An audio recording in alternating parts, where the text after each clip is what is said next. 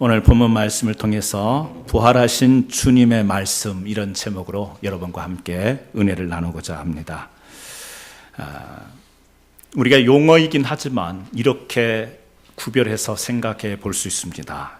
예수 부활, 그리고 다른 용어 하나는 부활하신 주님. 여러분, 이 차이가 어디에 있다고 생각하십니까?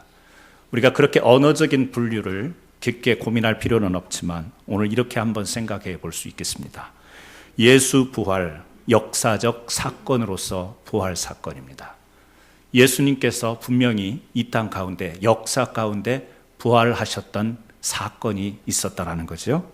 여기에 비해 우리가 부활의 주님 이렇게 말할 수 있는 것은 뭐냐면, 부활하신 주님, 현재적 사건이고 시간과 역사 속에서 계속 이어지는 것이라는 거죠. 예수의 부활, 언제 이전에 우리가 없던 때에 예수님이 부활하셨지만 부활하신 주님은 지금도 오늘 우리와 함께 하고 있는 줄로 믿습니다. 우리가 예수의 부활과 부활의 주님을 따로 구별할 필요는 없습니다. 왜? 예수님께서 부활하신 것은 분명 이 땅 가운데서 역사적 사실임을 우리는 인정을 해요.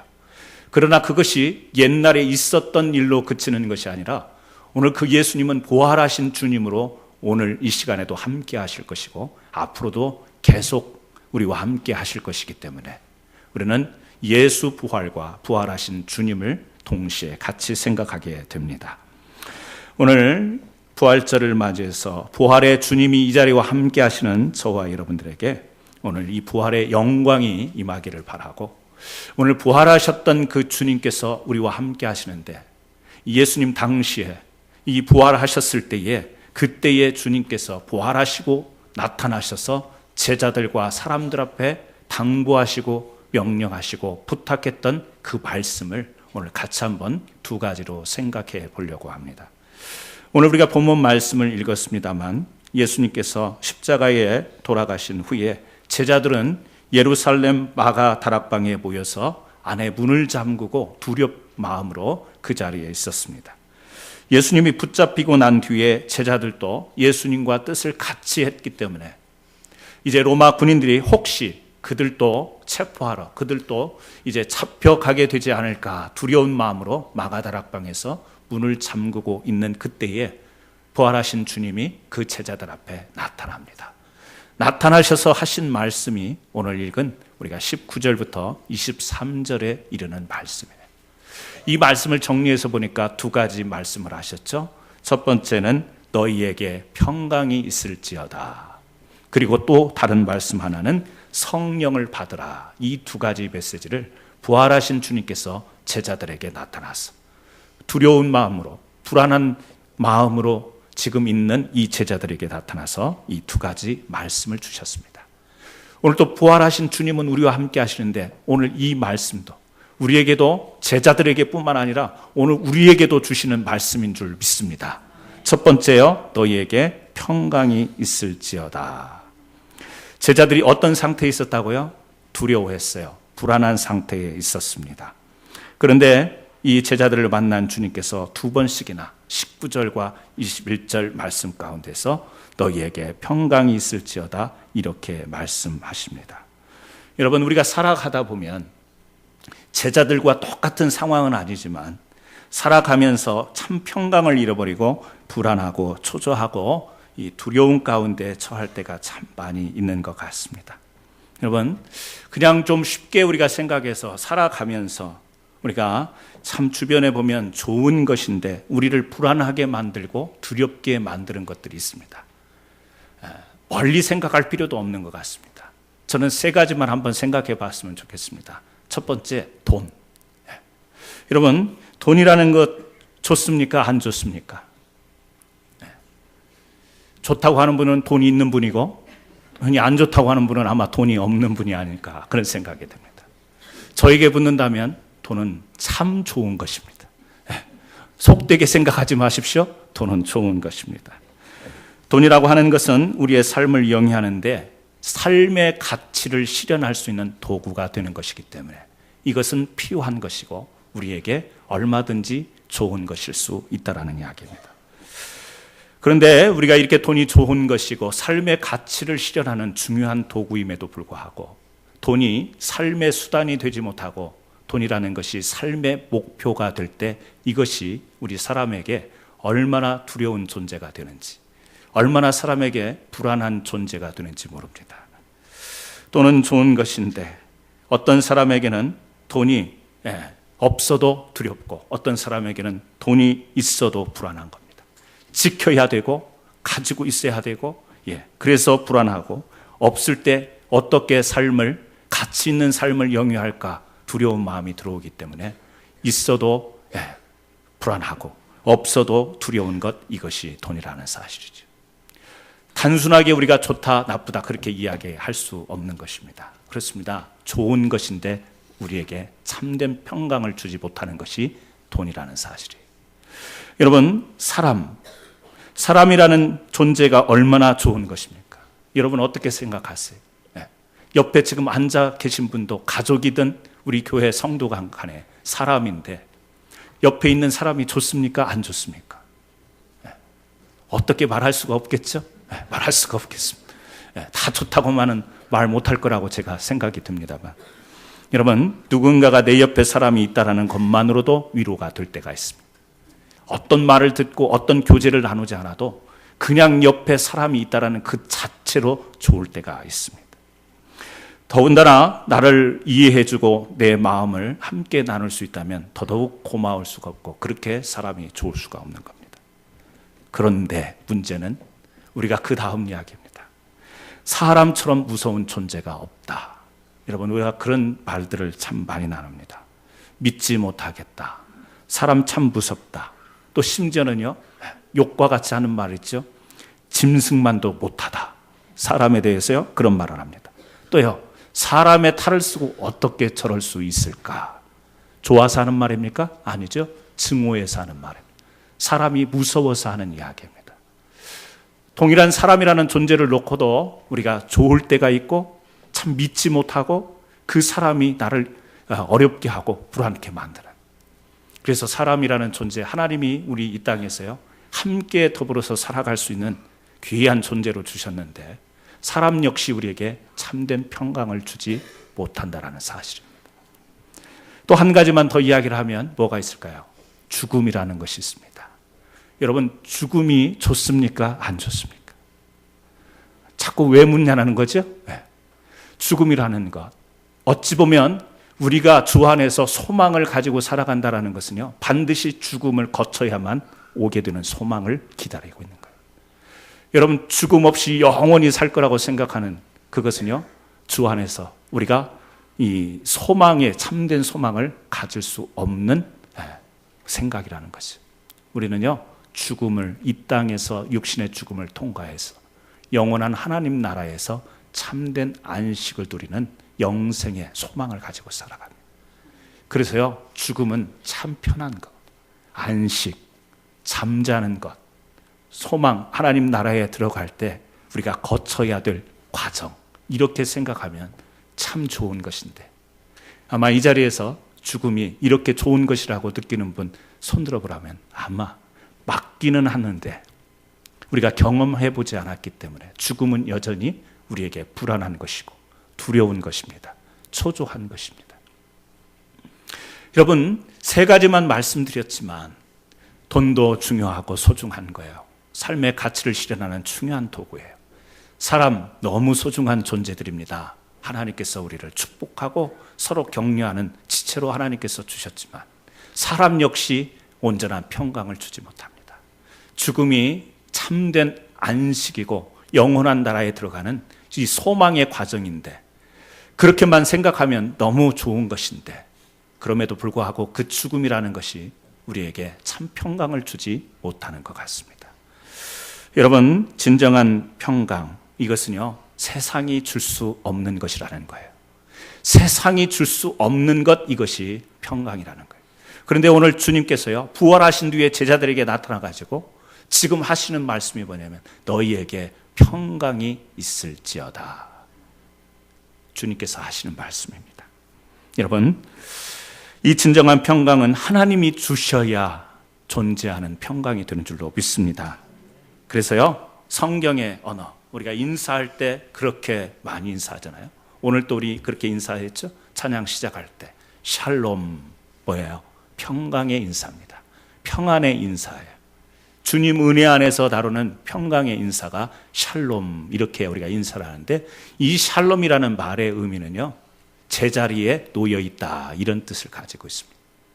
그러니까 평강하시냐, 이 말, 샬롬, 우리가 그렇게 말하는데 그 말을 좀 풀어서 인사하면, 당신은 지금 제자리에 있습니까? 당신은 지금 제정신입니까? 당신은 지금 제대로 살아가고 있습니까? 이런 말이에요. 평강은요, 제자리에 있는 거예요. 제 위치에 놓여 있는 것이 평강이라는 거예요. 우리가 쉽게 생각해 볼 때, 여러분, 제자리에 있지 못한 것이 얼마나 우리의 삶을 힘들게 하고 복잡하게 만드는지 몰라요. 정신이 제대로 있어야, 우리가 제정신 그러죠? 정신이 바른 곳에 있어야 우리가 정상적인 삶을 살아갑니다. 근데 제정신이 아니면 어떻게 되죠? 울어야 될 자리에서 막 웃습니다. 심각하게 웃습니다. 또 웃어야 될 자리에서 괴로운 표정을 짓습니다. 정신뿐만 아니라 우리의 영과 혼과 우리의 육신이 제대로 놓여 있을 때 진정한 평강이 우리에게 주어진다는 거예요. 주님께서 너희에게 평강이 있을지어다. 너희들이 제대로 된 위치에 있어야 된다. 그래야 평강을 누릴 수 있다. 그런데요, 이 말씀을 빌립보서 4장, 우리가 8절에서 9절에 보면 이런 말씀으로도 연결을 해볼 수 있어요. 빌립보서 4장 8절에서 9절 말씀 제가 읽어드립니다.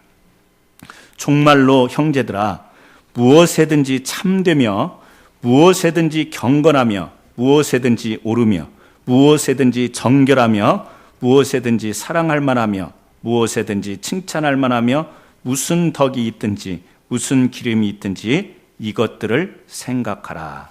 너희는 내게 배우고 받고 듣고 본 바를 행하라. 그리하면 평강의 하나님이 너희와 함께 계시리라.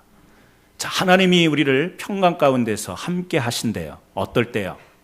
우리의 생각과 우리의 행하는 것이 어느 위치에 있을 때, 이 말씀으로 보면 무엇에든지 참된 위치에 있을 때, 무엇이든지 경건한 위치에 있을 때, 정결한 위치에 있을 때, 사랑할 만한 위치에 있을 때, 칭찬할 만한 덕이 있는 그 자리에 우리가 온전하게 있을 때 하나님이 우리와 함께 하시며 진정한 평강과 평안을 누릴 수 있음을 오늘 성경을 통해서 이야기하고 있습니다. 여러분, 오늘 부활절을 맞이해서 믿음의 사람들로, 그리스도인들로 부활의 영광에 참여하기 위해 이 자리에 나오신 여러분, 여러분은 제대로 찾아오신 줄로 믿습니다. 여러분은 지금 제자리에 있는 거예요. 그리고 제가 여러분 마음은 알 수는 없지만 여러분 마음도 십자가의 그 대속하신 은혜를 바라보면서, 주님을 바라보면서 여러분의 마음까지 주님 앞에 제대로 된 위치에 있는 줄로 믿습니다. 그러나 간혹 우리가 이러한 말씀을 들으면서도 우리가 참된 위치에 놓이지 못하는 삶을 살아갈 때가 있습니다. 너희는 너희 생각과 행함을 어디에 위치하라고요? 참된 것에. 참된 것의 반대는요, 거짓입니다. 거짓. 오늘 부활의 영광에 참여하면서 기뻐하면서 영광 할렐루야를 찬송하지만 우리 안에, 그리고 우리의 언어에, 우리의 행동 가운데에 참된 것 안에 거하는 그 믿음이 있는지 우리 자신을 한번 살펴봤으면 좋겠습니다.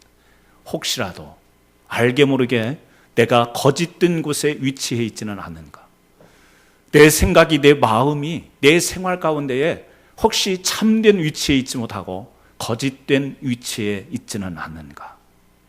거짓을 장황하게 무엇이 거짓이라고 설명하지 않더라도 하나님이 우리에게 주신 양심을 통해서 우리는 거짓된 것이 어떤 것인지를 우리 안에서 잘 알고 있습니다. 우리 안에서 늘 갈등하며 우리 안에서 싸우는 것이 거짓이고, 참된 것과 거짓의 다툼을 우리가 안고 살아갑니다. 저는 여러분들이 참된 위치에 놓이시기를 주의 이름으로 축원합니다. 아울러서 경건한 자리에 있기를 바랍니다.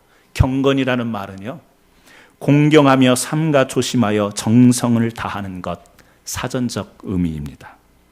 뭐죠? 하나님을 사랑하면서 한편으로는 두려워하라는 거예요.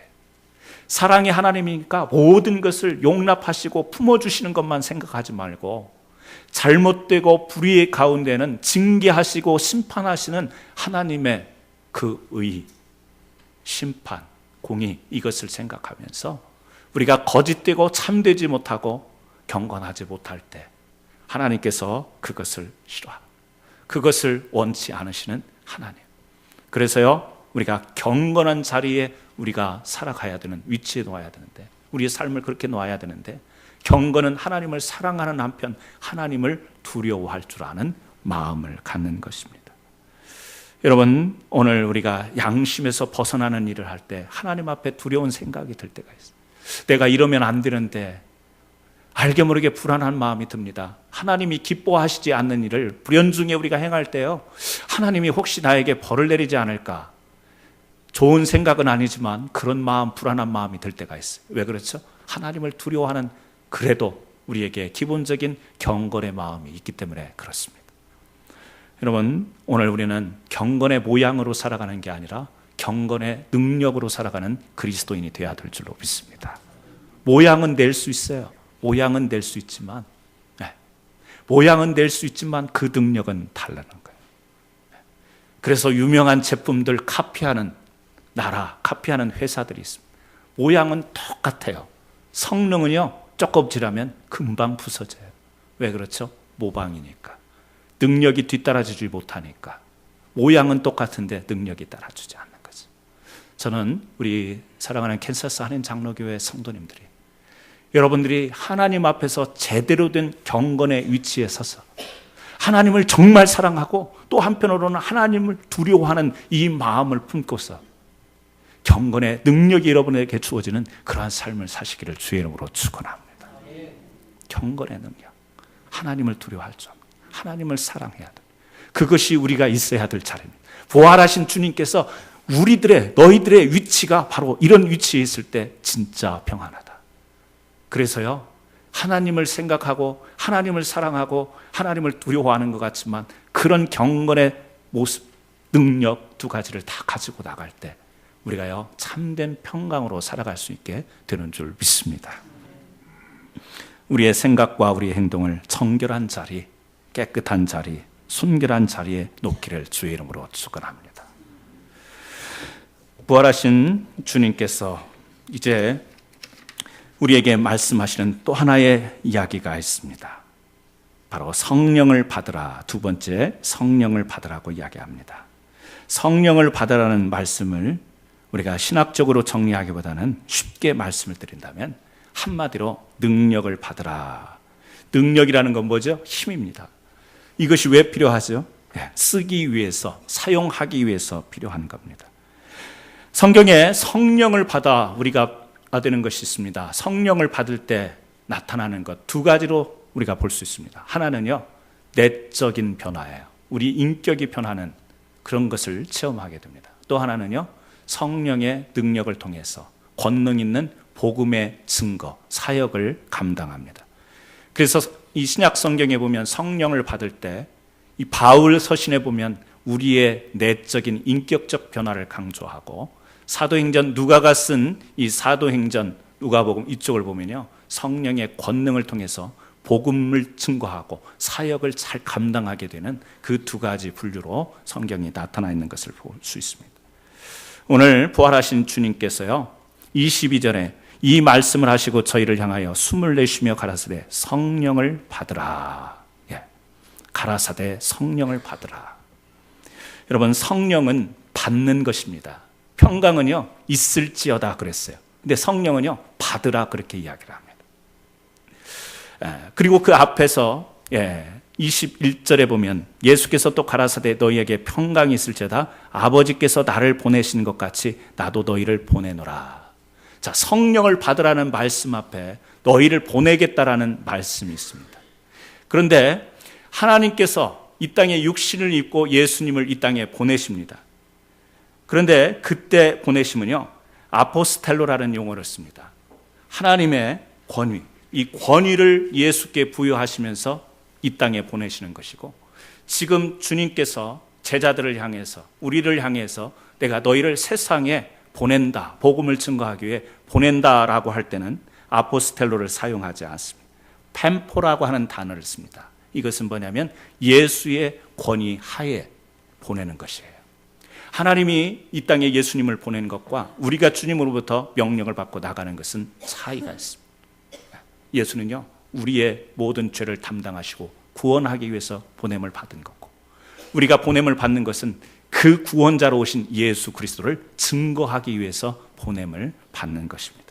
그런데 이렇게 보내시면서 우리를 세상으로 보내시기를 원하시면서 명령하시면서 중요한 말씀을 하시는데, 그게 뭐냐면 그렇게 나가는 데 있어서 그냥 나가서는 안 된다는 거예요. 우리가 예수 믿으라고 전도하고 교회로 인도하고 이렇게 세상에 예수를 증거하는 것이 주님의 명령인데, 주님은요 그런 우리가 나가는 삶을 요청하시지만 그 나가는 데 있어서 정말 소중한 것이 뭐냐? 성령을 받으라, 이렇게 이야기해요. 왜? 성령은요 힘이에요. 증거하는 힘, 예수 부활을 증거하는 진정한 힘이 되기 때문에 그래요. 그 자체의 힘이 될 뿐 아니라 우리로 하여금요 이 일을 감당할 수 있는, 주님의 일을 감당할 수 있는 우리의 결단과 결심과 의지를 확고하게 만드는 그 권능이 성령을 통해서 주어지기 때문에 그렇습니다. 한 청년이 불의의 사고로 두 손을 절단해야 됐어요. 손을 다 잃었습니다. 이 불의한 청년이 그럼에도 불구하고 인생에 좌절하지 않고 믿음으로, 신앙으로 극복합니다. 그런데 하나님의 뜻을 발견하면서 이 사람이 목사가 되기로 결심을 합니다. 그래서 신학을 했어요. 그리고 이제 시간이 되어서 목사 안수를 받을 때가 됐습니다. 목사 안수를 받을 때에 우리가 인터뷰를 하지 않습니까? 이제 심사를 합니다. 그런데 그 목사 이제 시험을 치르는 이 면접관이 그런 질문을 하는 거예요. 당신은 두 손이 없는데 목사로서 사역을 할 때에 성례식을 어떻게 할 것인가? 성찬식을 어떻게 할 건가? 어떻게 떡을 떼주고 어떻게 포도주 잔을 성도들에게 줄 건가? 세례식을 할 때 당신은 두 팔이 없는데 어떻게 세례를 줄 건가? 전 이 글을 보다가요, 제가 목사 안수받기 위해서 면접했던 생각이 나더라고요. 왜냐하면 모르겠습니다. 다 다르겠지만 제가 이제 안수받을 때요, 대부분 그런 이야기를 합니다. 목사님들이 이제 되기 위해서 전도사에서, 강도사에서 목사가 될 때 교만을 꺾고 좀 훈련도 받아야 되고 그런다고 해가지고 그 면접 때 얼마나 고난스러운 질문을 던지는지 몰라요. 막 너무너무 대답하기 힘든 질문을 막 던집니다. 저 목사 되기 위해서요, 1시간 20분 동안 인터뷰했어요. 6분이 앉아가지고요, 별의별 질문을. 그 중에 하나 생각나는 게 뭐냐면, 당신이 목사가 되려고 하는데 두 가지를 제시할 건데 어떤 것이 당신에게는 우선순위냐? 명예와 돈. 이 질문을 던져요. 당연히 명예라고 대답해야 그게 받는 답 같은데, 그때 제가 1시간을 넘어서니까 면접을 하면서 막 질문도 이상한 질문을 하니까 화가 나면서 짜증도 나고 막 그래요. 목사가 되긴 돼야 되는데 면접이 너무 힘드니까 막 짜증이 나서 제가 돈 그래버렸어요. 돈. 그랬더니 아니, 목사가 될 사람이 그렇게 돈 그렇게 이야기하냐고 그랬어요. 돈이라는 것은 현실적인 거다. 실제적인 거다. 돈이 있어서 가치 있게 쓰다 보면 명예가 따라올 수 있는 건데, 돈도 없고 현실적으로 아무것도 없는데 명예만 있으면 명예를 어떻게 추구하냐. 제가 그래버렸어요. 떨어질 줄 알았는데 목사 붙여줬습니다. 참 힘든 그 생각이 나는데, 지금 이 사람에게도요, 두 팔이 없는데 목사가 되려고 딱 하니까 질문을 던지는 거예요. 팔이 없는데 어떻게 성찬식 할 거냐는 거예요. 어떻게 성도들에게 세례를 줄 거냐는 거예요. 이 사람이 답변을 합니다. 하나님께서 제게 능력 주시는 대로 제가 하겠습니다. 이렇게 답변한 거예요. 나중에 목사가 됐습니다. 이 사람의 이름이 해럴드 워커 목사예요. 이 사람이 목사가 됐는데 특수목회를 지원합니다. 뭐죠? 미국의 육군 병원에서 전쟁터에, 그리고 또 전쟁터에서 팔을 잃고 다리를 잃고 장애가 된 군인들을 위로하고 격려하는 군목이 되었어요. 그런 가운데에 한 번은 정말 어떤 사람이 팔을 잃고 전쟁 가운데서 많은 부상을 입었는데 그 사람에게 세례를 베풀려고 합니다. 복음을 증거하고 그 사람에게 세례를 베푸는데 팔이 없는데 어떻게 해요? 그래서 세례식을 그럼에도 강행합니다. 어떻게 하죠? 입으로 세례 물을 담가서 그 부상 입은 똑같이 아픔을 갖고 있는 그 사람의 이마에 키스를 하면서 성부와 성자와 성령의 이름으로 세례를 베푸노라. 여러분, 입에 물을 적셔서 이마에 베푸는 세례는 세례가 아닐까요? 아니죠. 어떤 세례보다 더 고귀한 세례일 겁니다. 이 사람이요, 그런 어떻게 보면 모욕적인 인터뷰일 수 있어요. 자기도 그렇지 않아도 아픈데 목사가 해야 되지만 그런 질문을 받았을 때 참 자존심이 있고 참 쉽지 않았을 겁니다. 그럼에도 하나님이 능력 주시면 내가 할 수 있습니다. 뭐죠? 성령을 받은 자가 감당할 수 있는 거예요. 성령을 받은 자가 자기의 육신의 장애의 한계를 뛰어넘어서 내가 손으로 못하면 입으로라도 물을 묻혀서 그 이마에 키스하면서라도 세례를 베풀겠다라고 하는 그 용기와 힘과 방법이 어디에서 나오겠어요? 주의 성령이 그 장애자 목사님에게 임하셨고 그 마음속에 성령의 충만함이 있었기 때문에 그런 세례를 베푼 줄로 믿습니다. 여러분, 우리는요, 믿음의 생활을 하면서 참 여러 가지 상황과 또 여러 가지 우리의 펼쳐진 현실 가운데서 포기하는 것들이 많습니다. 이것 때문에 못하고, 이것 때문에 안 되고, 이것 때문에 내가 복음을 증거할 수 없고, 이것 때문에 전도하기 어렵고, 이것 때문에 내가 나갈 수 없고, 수도 많은 우리는 이야기들을 이렇게 핑계대고 변명할 때가 있습니다. 그러나 성령을 받으면, 부활하신 주님이 지금 말씀하신 그 성령을 받고 우리가 충만하게 되면 어떠한 장애라 할지라도, 어떠한 사망의 위험이 있다 할지라도 우리는 나가서 할 수 있는 방법을 동원하여 주의 뜻을 펼치고 주의 사명을 감당하게 될 줄로 믿습니다. 저는 오늘 사랑하는 우리 성도님들이 그러한 성령의 충만함을 받기를 주의 이름으로 축원합니다. 구세군의 창시자 윌리엄 부스 목사가요, 이런 이야기를 합니다. 장차 올 세기를 맞이할 가장 큰 위험은 종교는 있으나 성령은 없고, 기독교는 있으나 그리스도는 없고, 도덕은 있으나 하나님에 대한 두려움이 없고, 천당은 말하나 지옥은 말하지 않는 시대적 흐름일 것이다. 시대가 그렇다라는 것. 이제 우리가 맞이하는 시대가, 아니 흐르는 가운데 있는 지금 시대가 그렇다라는 것. 종교는 있지만 성령은 없어요. 믿는다고는 하지만, 기도한다고 하지만 내가 어떠한 상황 가운데서도 하나님을 붙들고 세상 가운데 승리하는 믿음으로 나가는 이 성령의 충만함은 사라져버려요. 위대한 설교자 스펄전이 이런 말을 합니다. 복음의 능력은 전도자의 웅변에 달려있지 않다. 만일 웅변에 있다면 전도는 사람이 믿게 하는 일이 될 것이다. 복음의 능력은 설교자의 학식에 달려있지 않다. 만일 그렇다면 전도는 인간의 지혜로 하는 것이 될 것이다. 우리의 혀가 녹이 있을 때까지 전하고 허파가 다 소모되어 죽을 때까지 증거한다 할지라도 성령의 능력이 하나님의 말씀을 통해서 역사하여 영혼을 변화시키지 않는다면 아무도 구원을 받을 수 없다. 우리가 회개하고 주님을 영접하는 것 같지만 성령의 역사, 성령의 인도함을 받기 때문에 우리가 그렇게 구원의 백성으로 인도함을 받는 줄 믿습니다. 오늘 부활하신 주님께서 제자들에게 나타나셔서 두 가지 말씀을 합니다. 너희에게 평강이 있을지어다. 너희가 성령을 받을지어다. 여러분, 이 두 가지 말씀, 오늘 우리가 참된 평안, 참된 평강을 누리는 성도의 삶을 살기 위해서 다시 한번 여러분의 삶의 모든 위치를 주님 안에, 그리고 주의 은혜 안에 여러분들의 위치에 고정하기를 주의 이름으로 축원합니다. 아울러서 나는 안 받고 안 나가겠다라는 혹시 그런 생각을 갖고 있는지 모르겠습니다.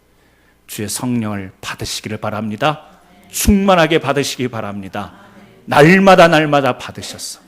비록 내가 여러 가지 장애가 있지만 그것을 극복하고 이기고 입으로 세례를 베풀었던 그 목사님처럼 뛰어넘어 참된 하나님의 은혜를 선포하는 저와 여러분 되기를 예수님의 이름으로 축원합니다. 기도하십니다. 하나님의 은혜와 사랑을 감사합니다. 부활하신 주님, 그 주님의 음성을 오늘 또 듣기 원합니다. 제자들에게 나타나셔서 두려워하는 제자들